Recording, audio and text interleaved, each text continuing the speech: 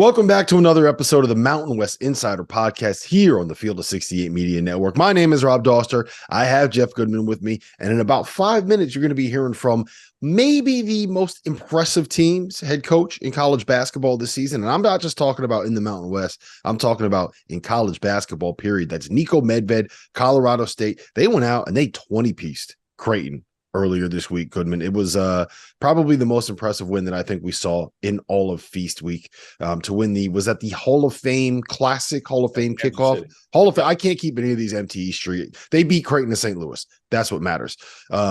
Anyway, let's talk about this league as a whole, Jeff, before we talk about Niko Medved and Colorado State. So how would you grade the Feast Week success that the conference had overall?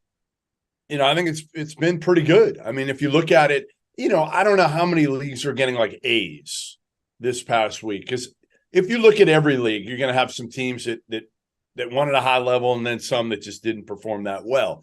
I don't think the Mountain West is all that different, but for the most part, they avoided bad losses. Mm-hmm. Colorado State had a great week. San Diego State has bounced back with a vengeance after that BYU loss. New Mexico is dealing with injuries, and Richard Pitino's still done a good job with that group. Other than the St. Mary's loss, which isn't going to be a bad loss at the end of the day. They've been in good shape. Look at what Danny Sprinkle's done so far at Utah State.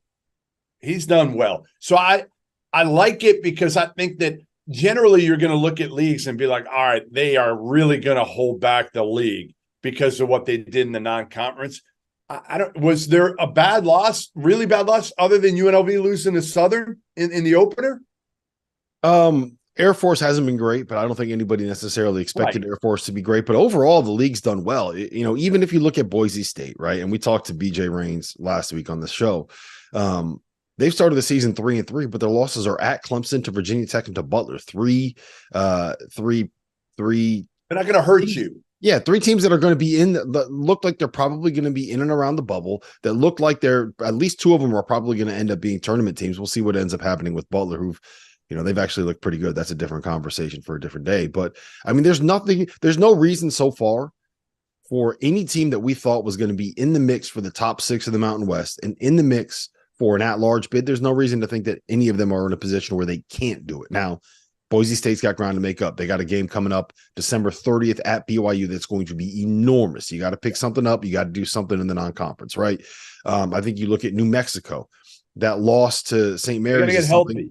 Yeah, they got to get healthy, and they got to win some games. But they're in a position where they haven't dug themselves in a hole where they can't lose it. And to be honest, if we went into the year and we said at 100%, right, at the starting of the season, 100%, what would we expect New Mexico to be after 6 games? I think everybody probably would have said 5-1. Yeah, no doubt. And Nevada got the win over Washington. That was a nice win because Washington could be a tournament team at the end of the day. We don't know. So if you're Nevada, you're Steve Alford, you're rooting hard. If you're a Wolfpack fan, you are rooting hard all year for Washington to be top 3 or 4 in the Pac-12. Because that's really going to help, and they don't have a lot. That'll help the entire conference. The entire conference, everybody in the Mountain West. This is what you guys need to do. You need to band together. All right, you need to send some of your fans up to Seattle to be able to go to Edmondson Pavilion to support Washington. Because if Washington is awesome this year, let's say they win the Pac-12. You know what that does for the Mountain West? Whoop! That makes everybody look so much better. And Nevada, if you look at their schedule here, they don't have a lot of other resume games on their non-conference. So the question is, can Steve Alford run through that non-league? Can he run through it? Could they be undefeated? I don't know. But again, you got Drake, who could win the Valley. That's a winnable game. Weber State has been pretty good early on. They beat St. Mary's. You got Temple. You got a few teams that are going to be dangerous, but somehow could you get out of non-league without unscathed or with maybe one loss? And then again, if you do really well in league play, you're in great position to get to the NCAA tournament. So yeah, and let's give Steve Alford a little credit. He went through the entire Thanksgiving week without playing a single game. That man just wanted to hang out with his family, eat some turkey. Man. Yeah, smart man. He's got it figured out. That's an older head coach. That's what that is. An older head coach who's like, screw that. I'm not going out for Did feast. you just call Steve Alford old? You better. Hey, he's I mean, tough, man. older. He's been coaching for he's been a head coach for a long time. Southwest Missouri State. He's still in pretty good shape, man. We saw him out at media day. I'm not saying he can't beat both of our asses together. Listen, you better be careful. He could be 1-on-2. He could take both of us. No question about it. Yes, that is true. All right. There's a lot to talk about with this league. I don't want to dive into it too much because there are some big games coming up this week that you want to be able to keep an eye on. So we'll save some of that conversation for next week. Specifically, we have Colorado taking on Colorado State in Fort Collins, which is going to be one of the biggest games of the year for Colorado State. Remember, Colorado is a top 20, top 5 team right now. We are recording this before the new AP poll drops, just to keep that in mind. Fresno State is heading to BYU with a chance to land a marquee win over what is right now, Jeff, a top 10 team on the road on KenPom. And Boise State will be playing at St. Mary's late on Friday night. That's a 10:30 tip on FS1. So make sure to check that out. If you are a Boise State fan, that is a big one for the Broncos. They're going to need that. Listen, let's get into that interview with Niko Medved. Niko's one of my favorite coaches in the country, man. And he proved why on Friday afternoon. Great. He also is one of your favorites that said, you know what? And we'll see this in the conversation. Don't bring Doster to Fort Collins. That's what he said. Don't bring him. Great. In the first field of 68 tip-off, 3 of the preeminent mid-major programs in the country, 3 of the best coaches. November 30th, Liberty versus FAU. December 1st, Liberty versus Charleston. December 2nd, Charleston versus FAU. 3 up-and-coming programs come together in a very, very creative entity. There's a reason we're called the Field of 68, right? We want to cover all of college basketball. We are calling it the Field of 68 tip-off. All right, now pleased to be joined by none other than Niko Medved of Colorado State for the Mountain West Insider Pod. And Niko, listen, it doesn't get much better than this. We're recording on a Sunday morning here, and you're coming off a stretch to start the season where you're 6-0, and you beat Creighton. And I think a lot of people, if they had seen the final score of that game where you won by 20, most people would have flipped it and been like, all right, you know what? Creighton kind of blew out Colorado State. They wouldn't have been shocked because this Creighton team came in preseason top 10. They could score with anybody, and you held them in check. All right, so how shocked were you at the end of the game when you looked at the scoreboard and you saw not just that you beat them, but you beat them handily? Yeah, I mean, I have so much respect for Coach Mack and those guys. It was funny. You know, everyone's thinking it's 2 of the best offenses in the country. It's kind of like first team to 100 wins. And I remember telling our radio guy after I did the interview, I'm like, God, you know, this game is so funny. Watch this game be in the 60s, you know, or something and it's exactly what happened. I mean, it was one of those nights. A lot of things went our way, but our guys did a phenomenal job. Transition defense, guarding them, playing physical, making it difficult, making it hard for Kalkbrenner to get easy touches. And, you know, once the game kind of got going and we took control and they were a little bit frustrated, it became more and more difficult for them. But yeah, I believed in our team. I thought we had a chance to win, but I mean, I'd be lying to you if I thought it would go the way it did. Yeah, pretty good. Well, it's pretty good to have a healthy Isaiah Stevens in the first part of the season, isn't it? He's like the ultimate security blanket. I tell you what, if there's a guard playing better than him in the country right now, I want to see it. I mean, he's playing at such an elite level. His decisions, his scoring, his leadership, his poise, I mean, all that stuff. But yeah, he was elite against Creighton. He's been that way all season, though. So how hard was last year? I don't know if I've really talked to you about this, but last year, I think, you know, obviously you lost David Roddy. A lot of people knew you were going to take a step back, losing a first-round pick like that at Colorado State. But then you go in and Isaiah's hurt to start the year, and it's just one of those years that kind of snowballed, especially early. How difficult was that for you? Because you're still thinking you're going to have a pretty good year with Isaiah and some of those other pieces at that point. Yeah, it was one of those things where you could never get any traction. We dealt with that. We dealt with injuries. It was kind of the first year of NIL and the portal. We had to wait until, you know, the end of May on David's situation to try to even find somebody. You know, people say, well, can you recruit a replacement? Well, who's going to come to your program knowing that if David's back, I mean, we can go on and on, but that's just part of it. And then the injuries piled up and it was difficult, but you know what? That's part of this thing. And I thought our team, kind of about midway through the season, we just kind of had a little bit of a come to Jesus, and I'll give our guys credit. I thought we played well down the stretch. I thought we played well to end the season. We had a chance to beat San Diego State in the conference tournament. And so I thought the way that those guys handled that, really kind of set the path moving forward to this year. And it was difficult, but Jeff, if you coach, you're going to have seasons like that. I mean, that's just part of it. You coach for a long time. You're going to have times that doesn't go your way, and you just have to stay with it. And thank goodness, we've been able, at least early on, to turn it around. We got some guys healthy, did a nice job in the portal. And obviously we've got, one of the best players in the country who came back for his 5th year. Yeah. You portaled and, you lost a few, you got a few. That's kind of the way of the world these days, right? You're going to lose a couple, which you lost Tanji and a couple other guys, but you pull a guy from Black Hills State, Joel Scott. Like, I want to know, okay, had you heard of him before he was in the portal? And I know he's a local kid, so maybe you did. Maybe you saw him. He played with somebody else on an AAU team or on a high school team, and you said, nah, I don't know if he's good enough, or he's probably not good enough at that point. And how did that whole thing come about? And you get him, and obviously how surprised are you at how good he's been able to do right off the gate?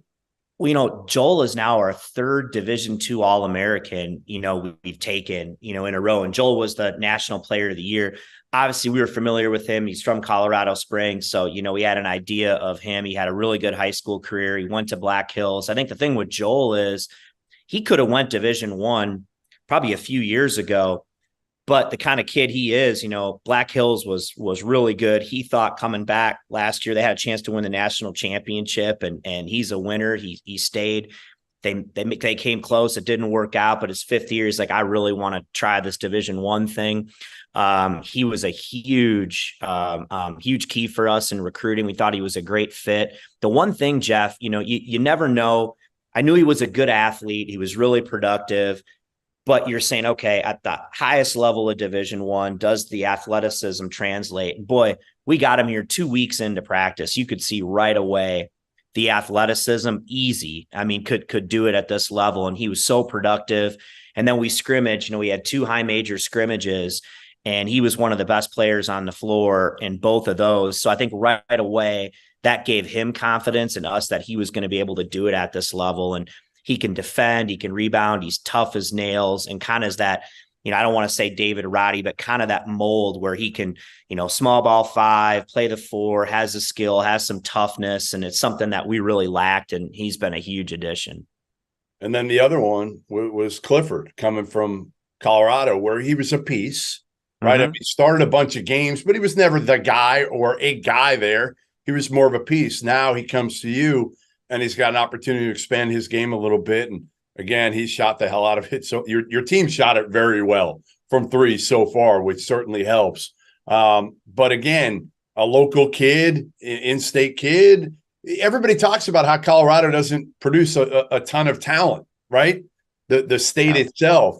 But I think more and more you're starting to see some guys from the state flourish, whether it's, you guys at Colorado, at programs around the country. Yeah, I think, what's interesting about Colorado, I tell people, like, the best part about our job and the hardest part about our job is where we're located. It's an unbelievably beautiful area, but it's isolated, right? Anyone who's going to come here and recruit, you're going to get on an airplane to come here. There's not, where I'm sitting right now at home, if I get in the car and I drive 5 hours any direction, I'm in the middle of nowhere. Yeah. So I think a lot of times, guys go under the radar that way, but they're good players here. And Nick Clifford's interesting. He's a guy we recruited really heavily out of high school. He decided to go to CU over us. I have a ton of respect for Tad Boyle and their program and what they do. Sometimes it's just somebody needs a change, right? And I thought for us, he was a great fit. He's a veteran guy. He's been a starter in the Pac-12, and sometimes just a change of scenery and maybe just a different approach and looking at things has really been great for the young man. And he's been awesome for us on both sides of the ball. And I think, Jeff, too, when those guys get an opportunity to play with a point guard like Isaiah Stevens, I think he makes the game so much easier for everybody. And I think one of the reasons why he's flourishing too is he's getting a lot of good shots. Has Isaiah been more vocal? Because I know that was one thing you kind of wanted out of him, even from a couple of years ago when I went out there to Fort Collins, his leadership to expand even more. Has that been the case this year? Oh yeah. I mean, he's the best leader I've ever been around. I mean, it's amazing that, to have a guy of his talent level and character to be just on the exact same page, with everything. And it's like the other day we're trying to put in action, and our offense can be a little intricate, and I'm trying to do it, and he stops. And he's like, no, coach, we got to do it this way, and I'm like, well, you know it better than I do. That's pretty good to have, though. Which is pretty cool.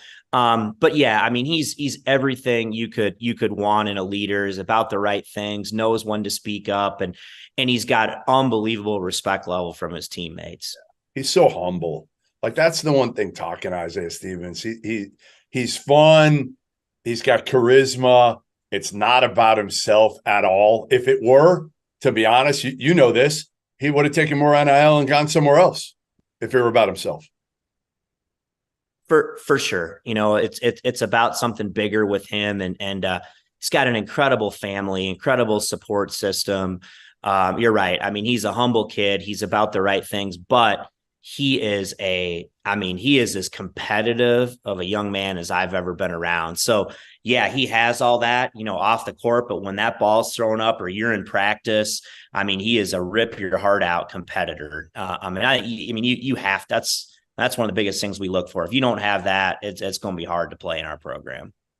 So another non-D1 guy that came here a couple of years ago, Patrick Cartier, your starting center, got hurt early on in the win against Creighton. What's the latest on him? And again, as we record this Sunday, where is he at with that injury, the back injury? We're still waiting to find out. We should get a little bit more information maybe later today or tomorrow. Still in quite a bit of pain. So we don't really know. He dealt with a little bit of that at Hillsdale College. He's been really healthy since he's been here. So obviously we've got our fingers crossed. He's a huge part of what we do, and he's just an exceptional young man. So whenever there's an injury, my first thought's always just with the young man. I mean, I know how hard these guys work, how much it means to them. So we give our fingers crossed, but we should know more. But I don't know about his availability for Wednesday. Wednesday, big game, right? Washington, Colorado at home, Colorado, Wednesday, and then Washington. Right. So I don't know who does the schedule around here. We got Creighton, then we got Colorado, then we get on a plane, we play Washington and Vegas, come home. We've got Denver at home, and then St. Mary's at home. So, I mean, we really wanted to put ourselves out there, and we've done that. So we got a huge, done well so far. We got a huge stretch coming up. So why would you do that in a year? A lot of people would look at you and be like, what the hell are you thinking here? I mean, you got Isaiah back. You knew that, I think, when you did the schedule, but a lot of these other parts you didn't know. Honestly, you really didn't know how good Joel Scott was going to be, or maybe even you were going to get Clifford at that point. You didn't even know it when you made some of those, agreed to some of those games. Is it more of like, if you have that opportunity, you feel like you have to take shots because they don't come around very often? Yeah. I mean, listen, I think the worst feeling in the world would be you look at the end of the season and you wish you would have done more to give your guys an opportunity. I owe that to these guys. I mean, I owe that to guys who come and play for us, to give them an opportunity to compete for the postseason and to have a chance to possibly go to the NCAA tournament. That's what they all dream of. That's what they want.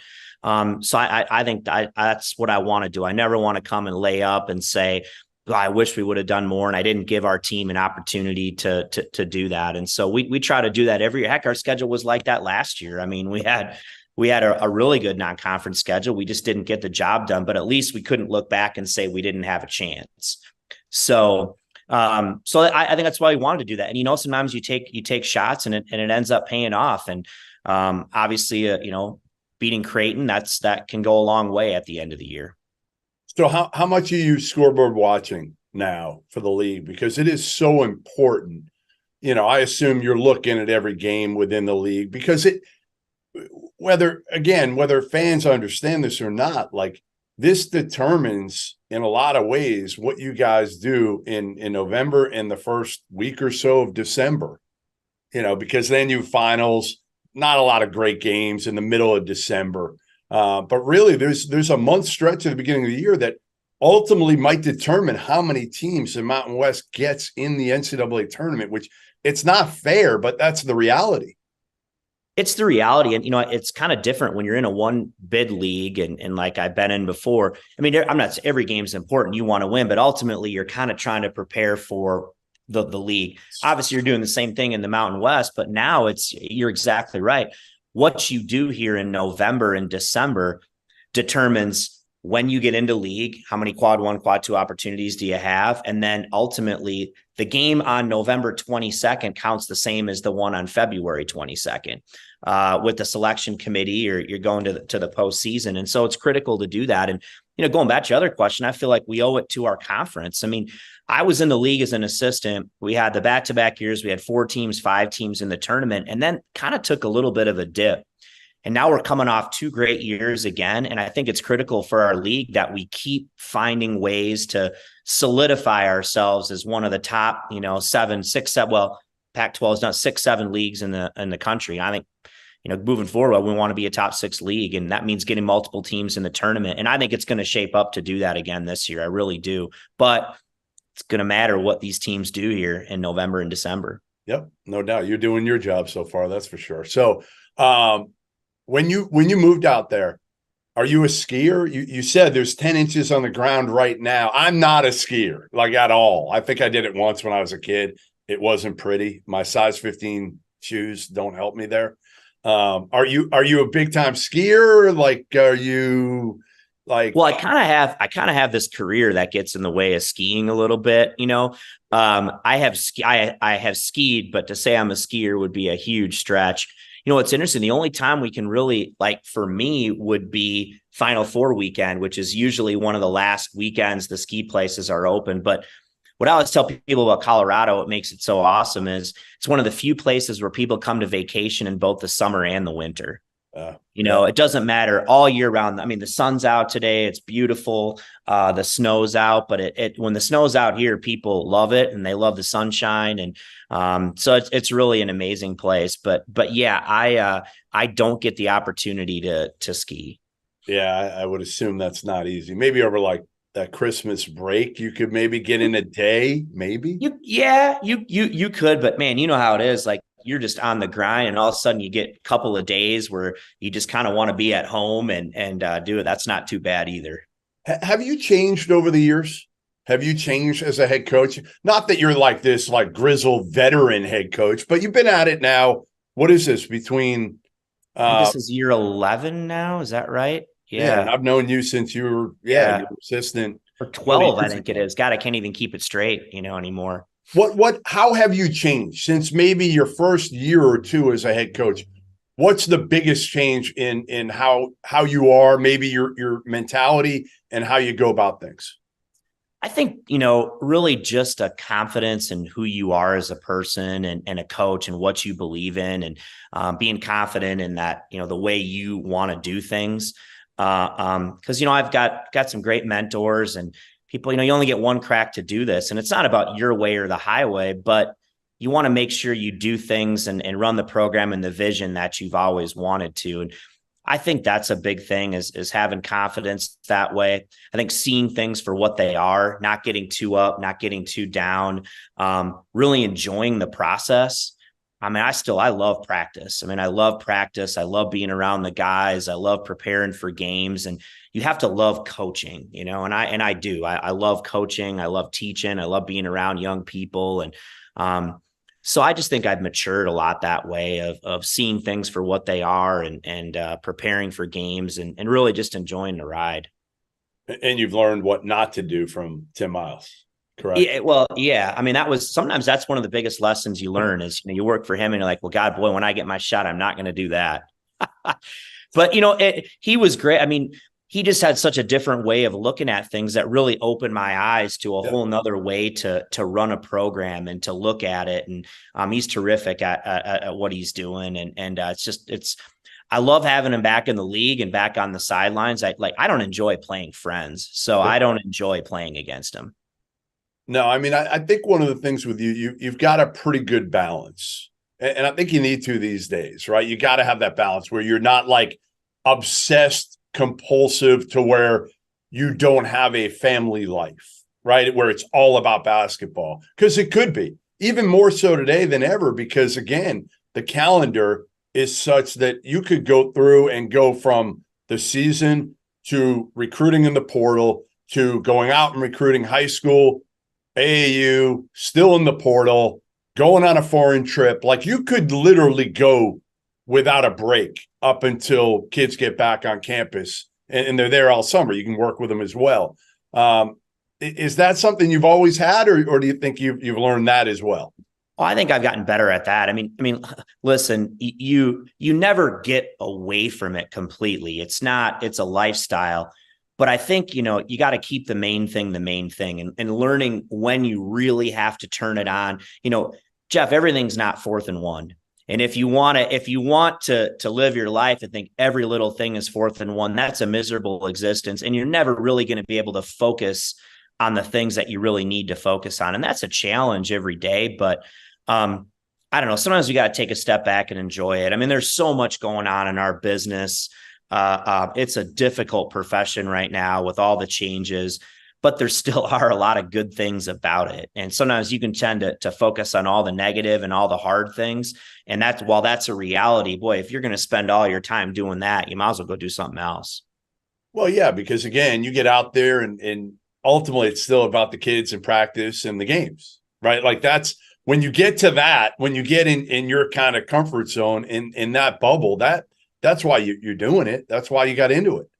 Yeah. And so when you have those moments, you better take time to enjoy it, the part that you like, because there are still a lot of parts that I like about it. And I think that's what can really get guys going sideways, is there's just so much going on, and you can really just spend all your energy focus on all the other stuff around it, while you have to at sometimes you got to take time to enjoy and remember why you got into it. And because the stuff's going to keep changing. It's not going to get easier. There's nothing about this that's easy, and you just have to accept it and do the best you can. But I'm fortunate. I got a great group of players. They're great human beings. I got a great coaching staff, and so I'm lucky I get to be around these great people every day. So how did you enjoy the win against Creighton? Because again, you can enjoy it for like a night, and then you know the deal. After that, it's like, all right, Colorado, Washington, like you said, Denver, St. Mary's. How did you enjoy it? Did you get back to Fort Collins and have a few cold ones, or no? Well, it was really cool because, it was Thanksgiving week. We had a lot of families who made the trip to Kansas City for the week. And it was cool. We played, Thanksgiving day in the afternoon. We won. My parents were down, my brother, their family, my family, wife and kids were down. And so we all had a whole team Thanksgiving dinner after. There may be a couple of beverages later consumed that way. But it was really cool just to have family and the team around, and we could relax kind of the rest of the evening, and we didn't head back until Friday. So again, one of those moments, if you don't take time to enjoy winning or enjoy those moments, you're missing out. So you have to. Tomorrow's going to happen, and now we're quickly have moved on to the next challenge. But fun week, and this was as good of a Thanksgiving as I've had, my man. I was going to say, like, does it get any better than that? No. For a turkey day to be written that way? Again, a big win, have your family, enjoy. Like, it doesn't get any better than that, does it? Nothing. I mean, I tell you what, Nirvana is like an early or a day game, an afternoon game, and a big win. And then when you get to celebrate, man, it does not get much better than that. So yeah, I will. Had some great Thanksgivings, but this one might have topped them all. So when you're in Kansas City for Thanksgiving, do you do turkey or barbecue? Like, what do you do? Oh man, I tell you what, we took the team to shout out to Jack Stack's barbecue on Tuesday when we got there. I mean, high level. And man, if I could have had that for Thanksgiving dinner, I would have done the same thing. But we did do turkey. But man, I'm a big barbecue guy, so it was we definitely got our share when we were there. I'm with you. Well, listen, hell of a start. Hopefully you keep it going so I can get Doster out to Fort Collins, because that trip a couple of years ago for that St. Mary's game was unbelievable. Hopefully we can get out there again. I don't know how much I'm going to pull myself out of Charleston from December to January. I'm not going to lie. I try to stay there as long as I can. I don't blame you, but I don't blame you. It's pretty nice out here, but you don't need to bring Doster. Leave him at home. There you go. All right. I'm in. I'll be out there then. If I don't have to bring Love him, you, Rob. Yeah. That's a sales pitch right there. Well, listen, congrats again on the 6-0 start. Hopefully your big man will get healthy and it's not too serious of a back injury, and we'll see some more wins here soon in this gauntlet of a schedule for Niko Medved and Colorado State Rams. And hopefully you like my hat here. Love your hat, Jeff. It looks great on you, man. So, hey, thanks for having me on. Appreciate for how you cover college hoops. Thanks, man. We'll talk soon. Thank you.